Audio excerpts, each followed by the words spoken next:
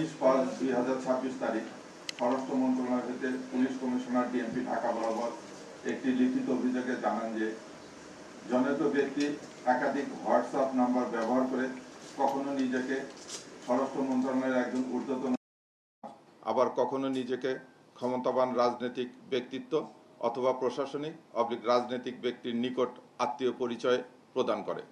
বিভিন্ন সরকারি কর্মকর্তা কর্মচারীকে পদোন্নতি প্রদানের প্রতিশ্রুতি দিয়ে প্রতারণা করে আসছে। এছাড়া এই প্রতারক চক্র বিভিন্ন সাধারণ ও রাজনৈতিক ব্যক্তিবর্গের নিকট গুরুত্বপূর্ণ কমিটি ও পদে পদায়নের প্রতিশ্রুতি প্রদান করে জনগণকেও প্রতারিত করছে। উক্ত অভিযোগের প্রেক্ষিতে ডিবি সাইবার স্পেশাল ক্রাইম এর একটি দল গোপন অনুসন্ধান শুরু করে। অনুসন্ধানের ভিত্তিতে উক্ত ব্যক্তিকে শনাক্তপূর্বক গত 20/5/2026 তারিখ 21টা 35 ঘটিকায় এম আনিসুর রহমান শান্তকে ঢাকা মহানগর হাতিরঝিল থানাধীন পশ্চিম রামপুরস্থ নিজ বাসা থেকে ডিবি হেফাজতে নেওয়া হয় এবং তার নিকট হইতে প্রতারণার কাজে ব্যবহৃত মোবাইলটি জব্দ করা হয়। পরবর্তীতে ডিবি হেফাজতে জিজ্ঞাসাবাদে উক্ত প্রতারক ঘটনার সাথে সম্পৃক্ততার কথা স্বীকার করে। এছাড়া আসামির হোয়াটসঅ্যাপ মেসেজ বিশ্লেষণ করে উক্ত চক্রের আরও একজন সদস্যের তথ্য পাওয়া যায়।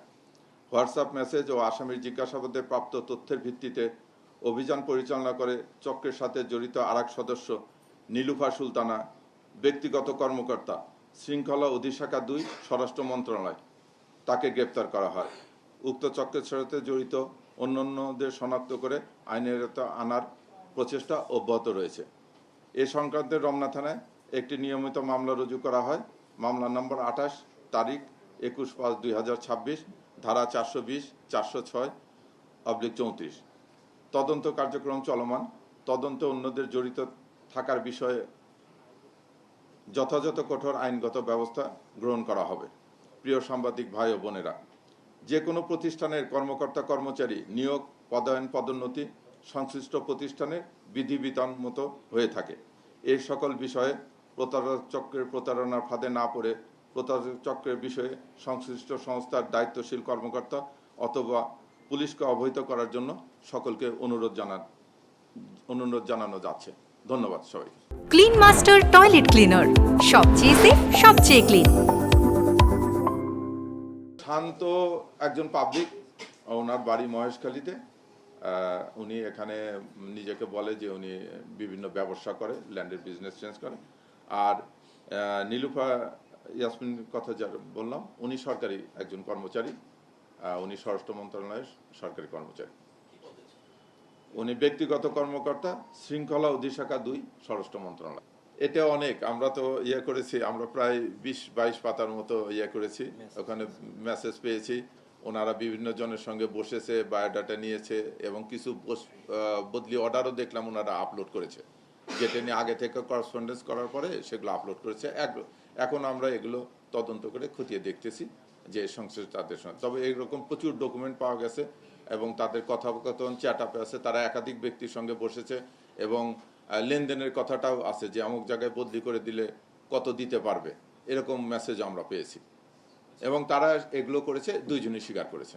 এটা ওই যে বললাম যে শৃঙ্খলা অধিশাখা 2, হ্যাঁ 2-এর এই মুহূর্তে করতে পারছেন। আমরা ফোনগুলো নিয়ে এসেছি, আমরা ওনাদের ডিভাইসগুলো নিয়ে আসছি, ডিভাইসগুলো আমরা ফরেন্সিক করতেছি, করে এরপর মন্ত্রণালয়ের এবং আমি মন্ত্রণালয়ের যারা দায়িত্বপ্রাপ্ত কর্মকর্তা তাদের সঙ্গে কথা বলেছি। তারা বলছে যে তদন্তে যে কেউ আসুক, সুষ্ঠু তদন্ত করে যে কেউ জড়িত থাকে এর সঙ্গে তার বিরুদ্ধে আইনগত ব্যবস্থা গ্রহণ করা। এখন পর্যন্ত আমরা পাইনি। আমরা ওদের জব্দকৃত ডিভাইসগুলো আমরা এগুলো ফরেন্সিক করতে পাঠাইছি।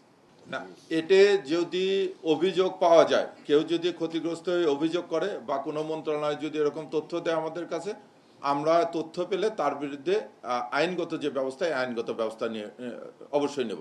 কাউকে এরকম করে প্রতারিত করার জন্য বা এরকম প্রতারক চক্র গজায় ওঠার জন্য এটাতে হবে না। এটাতে আমাদের সরকারের বদনাম হচ্ছে, সংশ্লিষ্ট প্রতিষ্ঠানের সংশ্লিষ্ট মন্ত্রণালয়ের বদনাম হচ্ছে, কাজে এই বদনাম কেউ নেবে না।